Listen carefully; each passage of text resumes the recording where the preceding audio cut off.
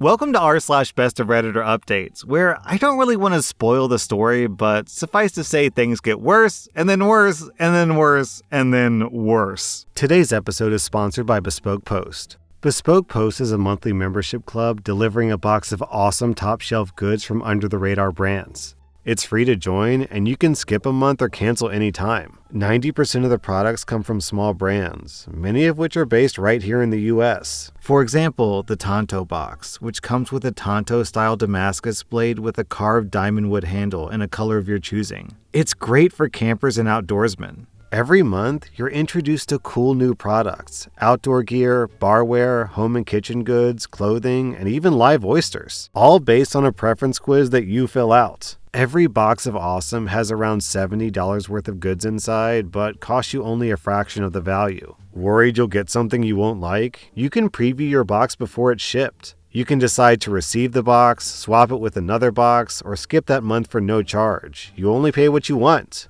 I picked up the On Tap box, which comes with a stainless steel growler designed to go anywhere and 2 stainless steel cups. It's perfect for me because I just started working out, so I've been looking for a nice heavy-duty water bottle. To get 20% off your first box of awesome, click the link in the description and enter r/20 at checkout or go to bespokepost.com/r/20. Our next Reddit post comes from r/Am I the Butthole. I'm a 33-year-old woman. I've been married to my 33-year-old husband for 10 years, together since college. Since starting out, we've made financial security a priority, and we've been able to achieve that, albeit with some good luck along the way. We both have good jobs, paying close to $200,000 each. Student loans were paid off within a few years. We live in a house that I inherited from my grandmother with no mortgage, and we don't have any credit card debt. We max out our 401ks, and we currently have 18 months of expenses in our emergency fund and are still adding to it. Also, our cars are both paid off, and they should be good for another 5+ years. We manage our finances in a hybrid manner. Joint accounts for bills and savings, and separate accounts for fun money. We each get a pretty generous monthly allotment. The fun money is strictly for our individual expenses, hobbies, clothes, outings with friends, etc., and not for things like date nights, vacations, or larger joint purchases like household appliances and repairs. Those come out of our joint account. We also agreed that if either of us gets any bonuses or any side hustle income, then those will go into our individual fun money accounts, unless the funds are needed for larger expenses such as a major home repair. In terms of the fun money, my husband is much more of a spender than I am due to expensive hobbies, in particular golf and collecting sports memorabilia, but he's also into designer clothes, which is fine, it's his fun money. On the other hand, my hobbies are a lot less expensive: running, working out, reading, and baking. In general, I'm more introverted, and a great time for me is tea with a friend at one of our homes with homemade pastries. I've also been getting back into gaming lately after setting it aside for much of the past decade while building my career. After realizing I had more than enough in my fun money account, I decided to overhaul my gaming setup and got myself a new PC, desk, and gaming chair with a total cost of about $5,000. However, upon hearing about the purchase, my husband became furious. He says that he had no idea I'd saved up so much money, and I should have consulted him before spending $5,000. I asked him what difference it made if it was my own accrued fund money and not our joint funds, and he insisted that my accumulating this amount of money without telling him was a form of financial infidelity. He says that he lost trust in me and he doesn't know what else I might be hiding. He's demanding that I return the items I purchased and deposit most of the funds to our joint account. He wants to make a new rule that fund money accounts can't accumulate more than $2,000 and that any excess goes back into the joint account, a rule that would obviously favor him who spends much of his allotment each month instead of saving up for anything bigger. I feel like I'm being punished for being more of a day-to-day saver than a spender.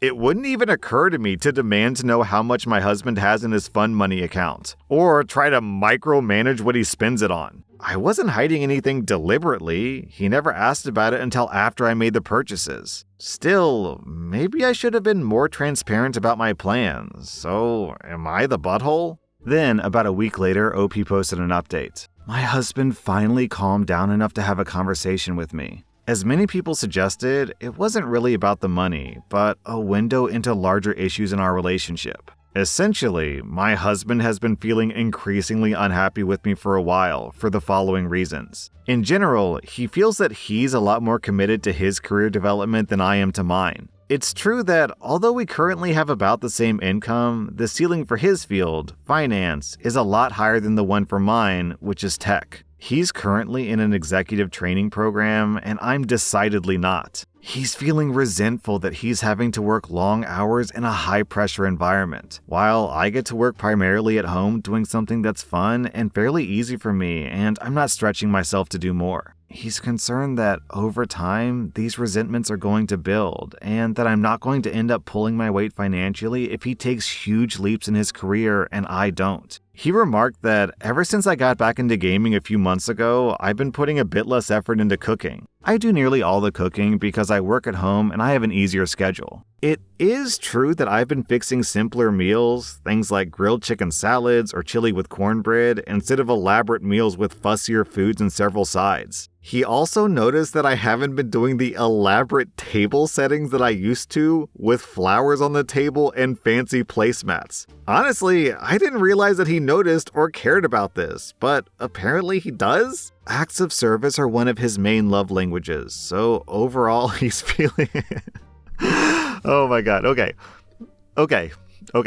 So overall he's feeling a little neglected because of this. There's more to come, guys. I just gotta stop. I cannot believe that this guy has a wife. This guy has a wife who brings in $200,000 a year and cooks. And he's like, "You're not good enough. You're gonna have to take it to the next level, sweetie. I don't like the hustle I'm seeing out of you, all right? I know you could do better." Most guys, if they had a wife who brought in $200K and cooked and wasn't a big spender, they'd be like, jackpot! Okay, I can't wait to see where this goes. He also feels that I'm not putting enough effort into my appearance. Not in terms of my weight and body. To be clear, I'm a long distance runner and slim, but in terms of things like clothes, hair, etc. It's true that I've never paid much attention to these things, given that I work at home in tech, and the standard for appearances is extremely low, and I far exceed that. I tend to buy simple, practical clothes at places like Target and Walmart, and I don't wear much makeup and keep my hair in a simple ponytail. I do glam up a lot more for date nights and other dressy occasions, but most days he comes home from work to find me in a t-shirt and yoga pants with no makeup, and he wants me to make more of an effort. The bottom line is that because of all these things, he's starting to notice other women. He says he hasn't cheated, he's just noticing other people because he's regularly disappointed in me. In particular, given that he works in finance, there are a good number of very career-oriented type A women who manage to have fantastic bodies, be effortlessly polished and glam, and have more interesting hobbies. He also says that he feels horrible about all this because he knows that I'm a good person and that he's being judgmental. That it's not so much that I've changed as that his own goals and expectations have changed in the past couple of years. The financial infidelity accusation came into it because he feels that I'm not really investing in myself and our relationship, thus cheating on our future in a sense. He also says that he loves me enough to be honest. That he doesn't want us to drift apart further, that he doesn't want to be angry and resentful, and he knows that he's asking for a lot. I know that many people on this sub might say that I should just tell him to take a hike and call my lawyer, but we've been married for 10 years. I've invested a lot in this relationship, and I want to see if the marriage can be saved. First, we did make an appointment with a marriage counselor and start next week. Also, I'm going to try to do at least some of the things that he suggested. I'm not sure about making myself be more professionally ambitious when I'm already happy with my work-life balance and we're already financially very comfortable. But I can at least try doing the other things, like return to spending more time on cooking and decor and fix myself up a bit when he's on his way home from work. Should be easier now that I know these things are important to him. I also know that, in the end, I may feel like I'm just tiptoeing around and contorting myself to please him, but it won't cost me much to try for a month or two and see how we both feel. And I know that I would always regret it if I didn't try. Then, a few days after that, OP posted another update. So, the more I thought about it, the more his requests, demands really, were sitting poorly with me. I decided to try a little experiment over the weekend to see what would happen if I tried to meet some of his demands. Not because I actually thought they were reasonable, but because I increasingly had the sense that the goalposts would just keep moving and that I was playing a losing game. So Saturday morning, I went to the salon for a glow-up. Haircut, fresh highlights, mani-pedi, then went to the farmer's market to pick up fresh flowers for our table and assorted other gourmet ingredients. Saturday is usually our date night, but I suggested that we stay in so that I could make us a special dinner. Steakhouse style, lobster bisque, bread basket with several types of rolls and savory muffins made from scratch, crab-stuffed mushrooms, filet mignon, all gratin potatoes, white chocolate mousse topped with raspberries. I wore a lavender sheath dress, which is his favorite color on me, and high heels and fully done hair and makeup. For all that, I got a lukewarm, "Thanks, it was tasty," and a kiss on the cheek. Of course, I did all the serving and cleanup.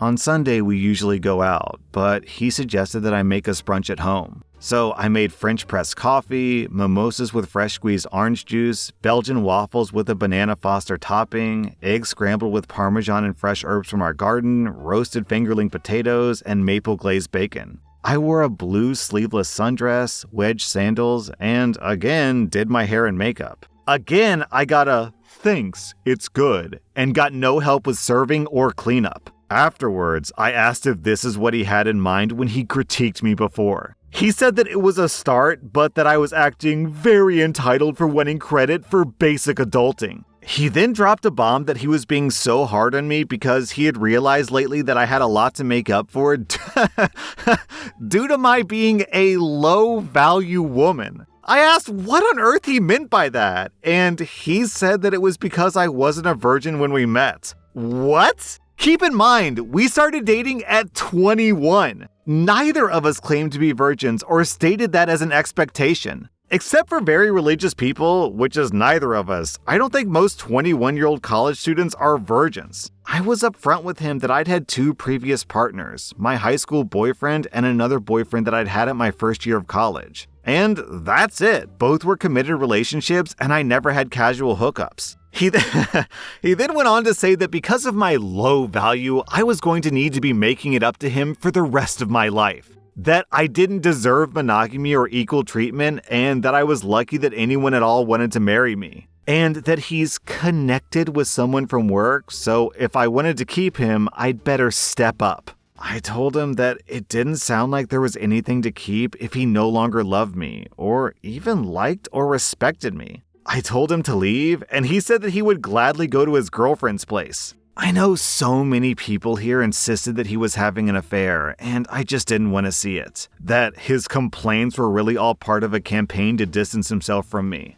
I feel so foolish for just thinking that he was going through a stressful time at work, or that he genuinely wanted to work on our marriage. Anyway, I've taken the week off from work to get my head together. I have an appointment with a lawyer tomorrow. He and his girlfriend, apparently, are coming this evening to get more of his clothes and things, so I have to brace myself for that. Also, please be assured that I do not think that I'm low value in any way. I let my husband make me think less of myself on some levels for a short time, but now I truly see that it was a him problem. Obviously, we don't share the same goals and values, and he's become someone I don't recognize. I know the divorce won't be fun or easy, but I'll be okay. You know, the story's really sad. It is sad that OP's marriage is ruined and she basically got cheated on, but I'm sorry. This post is just so funny. Yo, what is this guy talking about? A low-value woman? OP exercises, she's in shape, she cooks elaborate, massive meals. She's not a big spender. She has an amazing career, an amazing, ridiculous career. She's caring, she's considerate. When her partner brings up issues, she's like, okay, I'm not sure if I agree, but I'll try to do them because I care about you. This woman is the complete opposite of a low-value woman. She's a catch. So what is this guy talking about? This guy's just a doofus. OP, I hate to say this because I know you're hurting, but realistically, you're better off without him. It's not really clear to me if he actually believes these things. If he doesn't, he's just a bona fide doofus. Or if he actually realizes that you are a catch, but he just, is the grass is greener on the other side type of person and he's saying things just to distance himself. In that case, he's still a bad person. It's just he's only a bad person as opposed to being both a doofus and a bad person. So normally I'd say good luck getting back out into the dating market, but honestly, OP, I don't think you're going to have much of a problem here. I thought the story ended, but there's actually more updates. Apparently, OP asked her husband, "So, this person you connected with at work, is she actually a virgin?" And her husband said, "Well, she was," with a smirk. So, virgin or not, someone who would sleep with a married colleague is higher value than me? Unless he lied about his marital status/situation, which I wouldn't put it past him. So, yes, he admitted that he's been having an affair for several months. He kept trying to say that it doesn't really count as cheating because I'm low value, so the standards are different. Then, 2 days later, OP posted another update. So, he was supposed to come get his stuff on Tuesday evening a couple of days ago, but he told me at the last minute that he couldn't because Amy, his girlfriend, wasn't feeling well. Some people called it in the comments, but yes, she's apparently pregnant. He told me this in text, so now I have proof of the affair in writing, so it's not just his word against mine. Anyway, I didn't want him to keep jerking me around on the schedule, so I told him that I'd pack his stuff up for him and arrange for movers. I think it's better that way. I really don't want either of them in the house. I already arranged for a friend to come over on Tuesday when he and Amy were supposed to come by, so the two of us spent the evening packing his clothes and other personal effects. The movers came yesterday and got the boxes and the furniture items that he wanted. He didn't want much, just the stuff from his home office and his dresser, as apparently Amy's apartment is small. I provided a detailed inventory and photos of everything, which he approved, so he can't say that I broke or otherwise ruined his stuff. After that, I went to the clinic to get tested for STDs, and I met with my lawyer who said that I had a good case for grounds of adultery and mental cruelty if and when I want to go that route. Also, I locked down all the finances within the parameters provided by the lawyer, so he can't empty our joint funds or take anything that belongs to me. I also changed the locks on the house. I decided to take the advice of some of the commenters, and I'm getting rid of the bed and other bedroom furniture that I shared with him. And I'm going to completely redecorate the bedroom to my own taste. I'm also taking a spa weekend away, leaving tomorrow morning and coming back Sunday night, just to get a change of scenery before I have to go back to work next week. And yes, even after buying the gaming setup, I have plenty of fun money left in my account to afford my lawyer's retainer and redoing the bedroom as well as my getaway. With plenty of left over, so here's to frugality when it counts. I'm doing better than I expected, I think, and I'm realizing more day by day that it really wasn't a good marriage, at least not for the past couple of years when he started expecting me to do everything around the house, and all the other emotional labor of running our lives outside of work with no help and little to no gratitude. Amy sure is going to have her hands full. Also, he was hardcore child-free before. I mean, maybe he changed his mind, but it doesn't seem like this was exactly a planned pregnancy. Plus, he can't even be bothered to put his own laundry in the hamper or put a dish in the dishwasher, so how is he going to deal with an infant? Anyway, it's not really my problem, and I guess I'll figure it out. Or not. Then, about 1 month later, OP posted another update. She goes to great length explaining how they divorced somewhat amicably and they split up their assets. Now, for the real dirt of this update. Last weekend, shortly after all our papers were signed, Amy reached out to me. She asked if we could talk. Perhaps I should have declined, but I'll admit, I was curious about the 24-year-old prodigy and, until recently, virgin person who was Joe's affair partner, so I agreed to meet her for lunch. So, the thing is, Amy is very pregnant, like 3rd trimester pregnant. She confirmed that she's due in mid-October, which means the affair has been going on a whole lot longer than Joe let on. Whatever, it's water under the bridge because the divorce is almost final. However, after some polite but chilly pleasantries, she asked me, "When are you going to be moving out of the house? Because surely Joe has been patient enough with giving you time to get your life together. And my apartment is small and we need space for the baby." What?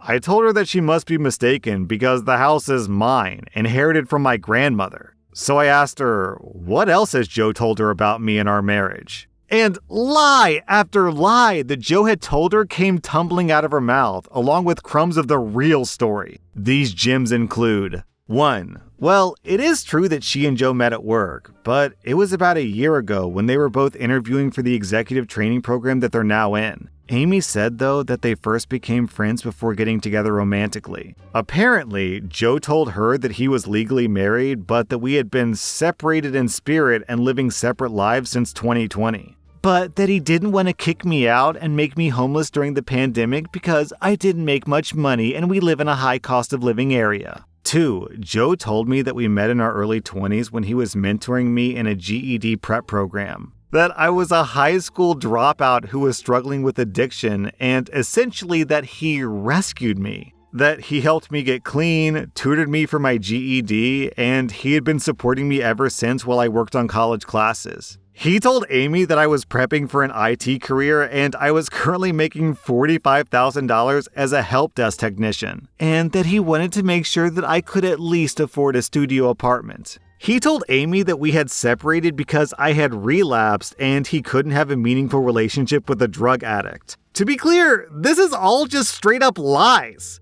My entire history of drug use is occasionally sharing a joint in college, maybe 4 to 5 times total, never anything harder. 3. It is true that Amy was a 24-year-old virgin prodigy. She seemed dismayed that Joe had told me all that. She said that it wasn't a moral issue. She really was just focused on school and work, and she didn't make much time to date. And that generally, guys her age seem more interested in casual hookups, especially the younger finance bro types, and she wasn't interested in that. But that Joe took the time to get to know her and was actually interested in a meaningful relationship. 4. I asked her if the pregnancy was planned, and she said, no, of course not. But it was a miracle because Joe had a vasectomy. So, oh, this poor dumb girl. How can a prodigy who's in a high-paying career be this stupid?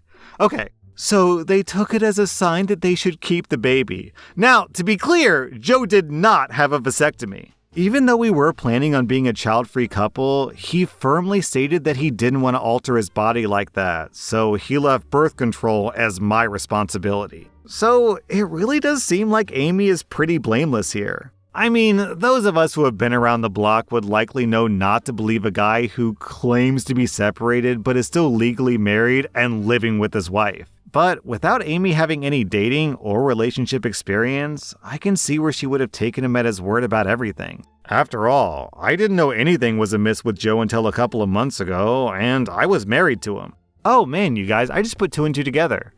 Back in the original post, the husband said that he was resentful because he had to work long hours while OP was chilling at home. And since cheating wasn't on the radar at all, it didn't occur to me, but he wasn't working long hours. I mean, he was doing something for long hours, but it definitely wasn't working. That means while this guy was cheating, he used his excuse to further guilt trip his wife. Man, what a winner. What a high value man, you guys. Of course, Amy didn't want to believe me, and I don't blame her for that either. After all, she's been in a relationship with Joe for close to a year and is over 7 months pregnant with his baby who's coming soon, ready or not. I couldn't immediately refute everything she said, but I showed her a couple of things. First, a picture of me in my late teens with my grandmother in front of my house, and also my LinkedIn profile which shows my current job and education. I told her to do what she wanted with the info and to please stay safe and take care of herself, and then I said my goodbyes. It was all very odd and unexpected and surreal. Also, down in the comments, someone asked OP how Amy took it when she revealed that she owned her house. OP responds, she didn't really believe me about the house, and she said she was going to have to talk to Joe about it. She said that she hoped that I would think about it and not be so stubborn, and that the offer remained open to take the money she offered to move out by the end of September. Also, someone says, maybe the reason why your husband didn't have a lot of fun money was because he was spending it on her. OP says, oh yes, definitely. A lot of the golf days were actually spent with her, not golfing. I don't know, OP. Sounds like he got a hole-in-one. He only played golf once or twice a month, not weekly, as he represented to me. Apparently, he convinced her that the reason he could never spend the night with her was that I tended to get high in the evenings, and he was always worried I would overdose if he wasn't there to keep an eye on me. Someone asked OP, did you tell her that he didn't really have a vasectomy? And OP says, I did tell her, but her answer to that was to insist that he did have one. He just didn't want to tell me. Because he had only gotten one because although he did want kids, he didn't want to bring them into the world with a drug-addicted spouse. Yo, how is this woman so dumb? How is she so stupid? I guess I have to go easy on her because she has zero relationship experience, so she's extremely, extremely naive and trusting. It's just, man, this guy has taken her to the cleaners. He is just feeding her lie after lie, and this poor girl's life is about to be ruined. What do you think is going to happen when she finds out about the house? She's probably thinking, okay, some of what this guy's been telling me are lies, obviously. Some of them are not lies. She's probably thinking that some of what OP is saying is exaggerated because she's on drugs. But the house thing, that's rock solid. That's set in stone. Once it comes out that the house is like fully 100% OP's and that she can't have it, you know, that's a big deal. That's just a straight up lie. That's not, he said, she said, we don't know the truth. That's just a straight up, rock solid, cold lie. Is she just going to be like, oh, well, sometimes husbands lie, tee-hee, and just stick with him? Or is that going to be the house of cards starting to crumble? OP says that she's going to update maybe like a year from now once the dust has settled. So I hope I come across OP's post again. We'll see. That was r/Best of Redditor updates. And if you like this content, check out my podcast where I publish the exact same episodes. Also, hit that subscribe button because I put out new Reddit videos every single day.